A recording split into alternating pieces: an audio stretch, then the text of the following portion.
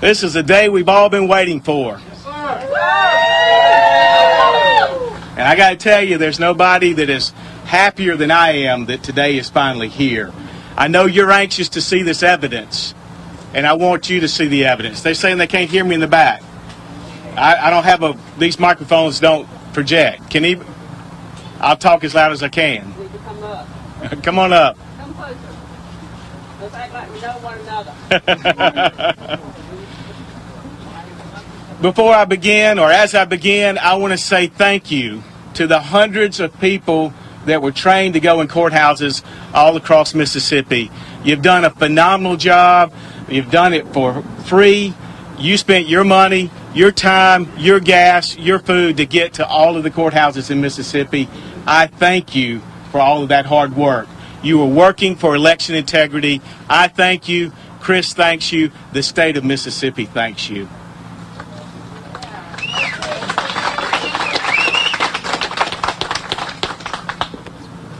This is it. And we're not done yet. We got a couple of courthouses we still don't have their information, but we'll supplement it. Today we will file the challenge with the State Executive Committee of the Republican Party over the United States Senate race.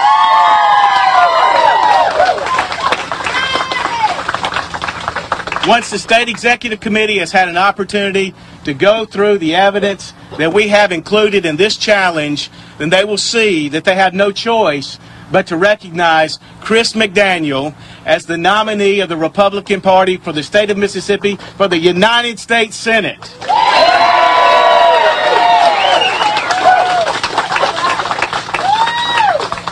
Y'all are sick of hearing from me. I want to introduce you to Chris McDaniel.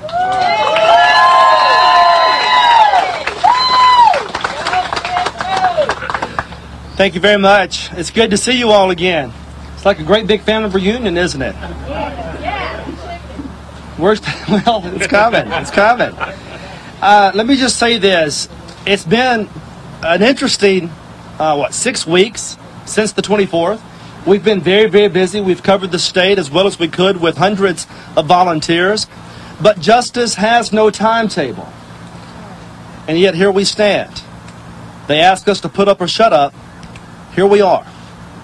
Here we are with the evidence. Now, here's the thing, guys. We know that the conservative movement is passionate about this issue. We know right now that the conservative movement is very angry about what's occurred. We all witnessed what a segment of our party did in the weeks leading up to the 24th. We saw despicable acts of race baiting. We saw despicable allegations from those that are supposed to be leaders in our party. There is no place in the Republican Party for those that would race bait. There is no place in the Republican Party for racism of any kind. And that's exactly what we saw on those evenings and mornings leading up to the 24th. That has to end.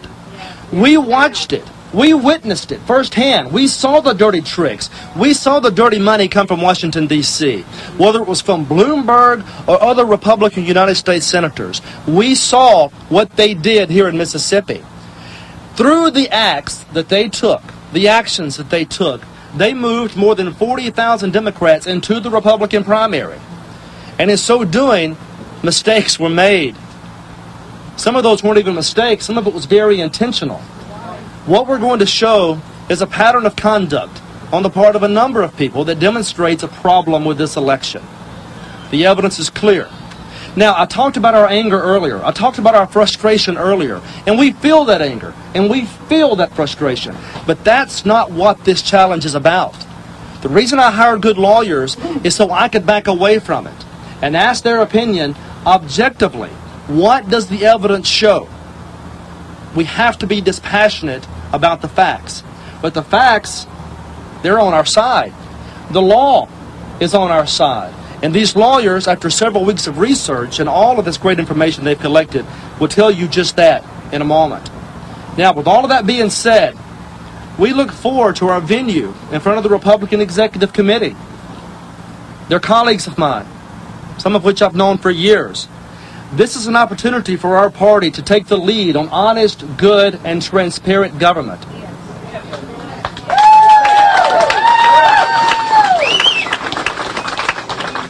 As Republicans, we talk about the need for transparency. As Republicans, we want open debate and dialogue. Honesty, transparency, and integrity are hallmarks of the conservative movement.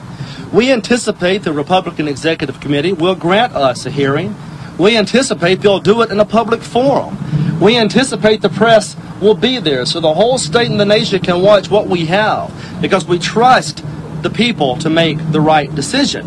So we come together today as the Republican Party, that party that I joined when I was 13 years old, a party that doesn't need divisiveness to win, a party that doesn't have to play the race card to win, a party of principle, a party of integrity, the party of Ronald Reagan, one of our heroes. That's what we're fighting for today, and that's why this challenge is so important. The integrity of the elections process of the state of Mississippi matters.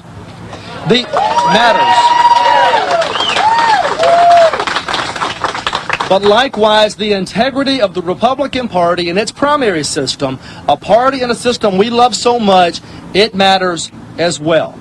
And we have a wonderful opportunity for the Republicans now to lead in showing transparency and showing integrity and doing the right thing under the right circumstances. I appreciate you all being here. Thank you all for your hard work. Thank you all for your sacrifice. It will never be forgotten. You are my family. I've told you this before. I have no brothers or sisters. I have to reach out and extend and do hugs. You all are my brothers and sisters. Well, maybe not the liberal press. Maybe not them. I'm just kidding. But you all are my friends. I appreciate it very much. Now, with that said, I'm going to turn this over to the lawyers so they can answer any detailed questions you may have about the challenge.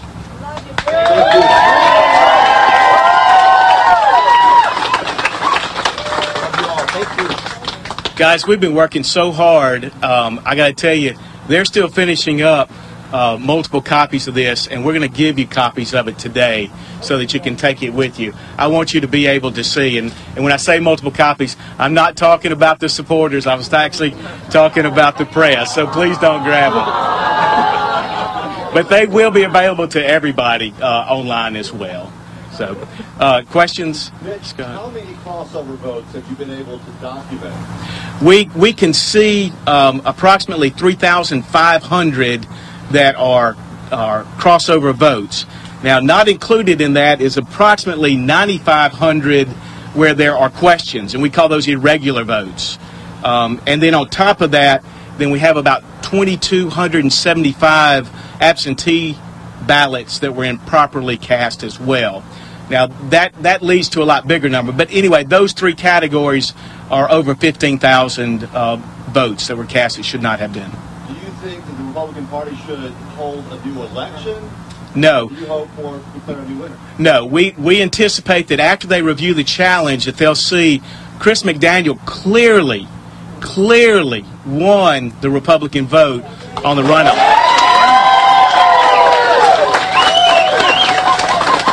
Now, I say that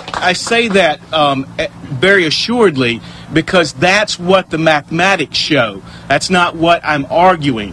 After the election, we did some post-election polling. We've determined that of the Democrats that did cross over, 71% of them admitted that they will not support the Republican in the runoff in the general election. When you take those polling numbers and then you go in and you do the mathematical regressions, you can see that Chris McDaniel clearly won the runoff by 25,000 votes. So the short answer is we're not asking for a new election. We're simply asking that the Republican Party actually recognize the person who won the runoff election.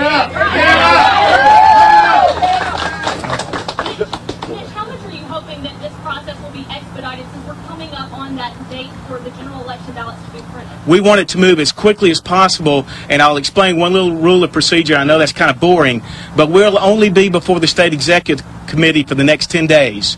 Thereafter, we're required by law, if we so choose, to go ahead and seek judicial review. So then we'll be in a court of law. However, we have asked, and you're going to see it in my cover letter to Joe Nosif, the chairman, that we be allowed to have this heard before the Republican Executive Committee and let those 52 members decide that they want Chris McDaniel to be the nominee for the November election. And real quickly, those statutes speak that it must be expedited, so the courts have to really get it done as quickly as possible. Are you aware of a statute or case in 59 allegedly that said the deadline to appeal this election was only 20 days?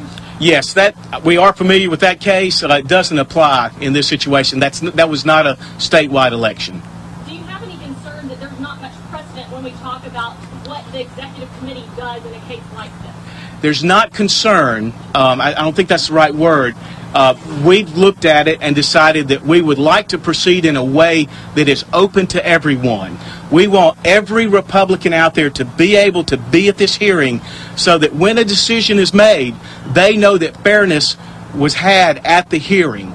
And so while it is certainly, I promise. It is. That's right. Yeah. We've been out in the rain more than once. That's right. And I think that thunder is supposed to emphasize the fact we want this to be an open hearing so that everyone knows at the end of the day fairness was done. Because we believe sunshine on what occurred here is going to bring about the truth. And we want it open to everyone. And so we've asked for that. In fact, I believe we asked that we be heard in front of every Republican that wants to be there 8 days from today. You know, I should have written down the list, but we have a few that we haven't gotten into. I know Washington County is giving me trouble. Beyond that, I can't remember for certain. There's.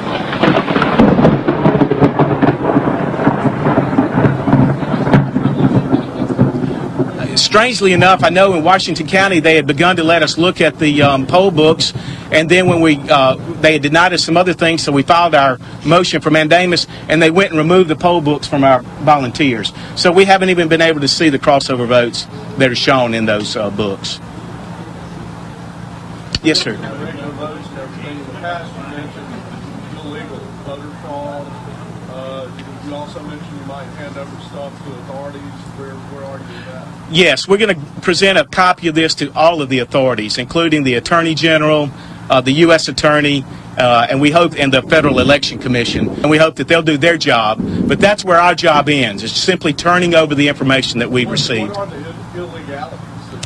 There are many. They're outlined here. As you know, there are many allegations about vote buying. You've seen all of the allegations about cash money that's being distributed freely.